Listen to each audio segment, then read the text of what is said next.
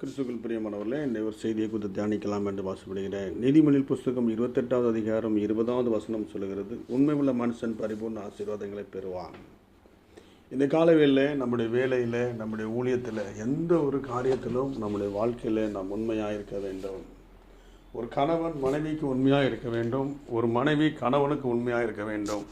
இன்றைக்கி அநேக குடும்பத்தில் உள்ள பிரச்சனை என்னவென்றால், ஏதாவது ஒரு சின்ன காரியத்தில் உண்மை இல்லாதபடினால் அவருடைய வாழ்க்கையில் பெரிய பிரச்சனை கொண்டு விடுகிறது. ஒரு சிறிய பொய் அவருடைய வாழ்க்கையிலே பெரிய பிரச்சனையை கொண்டு அநேக குடும்பங்கள் பிரிவதற்கு அது ஒரு காரணமாக இருக்கிறது. இந்த காலவேளையில் உண்மை உள்ள மனுஷன் என்று சொல்லப்பட்டிருக்கிறது. ஒரு கம்பெனிலே ஒரு ஓனர் ஒரு இன்டர்வியூ வைத்தாராம். அந்த இன்டர்வியூ வைத்து இன்றைக்கு அநேகர் வந்தார்கள். இன்றில் அப்போது ஒரு விதையை கொடுத்து எல்லாரும் 1 மாதம் கழித்து வாருங்கள் என்று சொன்னாராம். எல்லாரும் இந்த செடியை கொண்டு வாருங்கள் என்று சொன்னாராம். எல்லாரும் செடியை கொண்டு வந்தார். ஒருவன் மாத்திரம் செடியை கொண்டு வராமல் வெறுமனையாய் அந்த விதையோடு மட்டுமே வந்தான். செடி சட்டி இந்த மண்ணோடி கூட வந்தான்.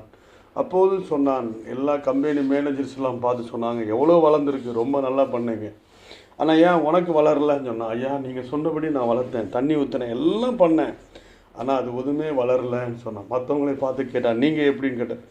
ஃபஸ்ட்டு கொஞ்ச நாள் தண்ணி வளராமல் தான் இருந்துச்சு. உடனே நாங்கள் திருப்பி உரங்கள்லாம் போட்டு தண்ணி ஊற்றி வளர்த்தோன்னு சொன்னாங்க.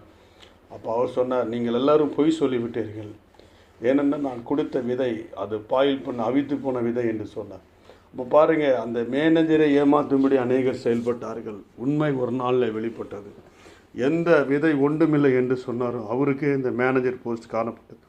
இந்த காலை விளைவால் உன்னுடைய வாழ்க்கையில், வேலையில், ஊழியத்தில், குடும்பத்தில், பிள்ளைகளிடத்தில், எதிரிடத்தில் நீ உண்மை இல்லாமல் இருக்குமானால் இன்றைக்கு உன்னை ஒப்பு கொடுத்து உண்மையாக இரு. கர்த்தர் உங்களை ஆசீர்வதிப்பாராக.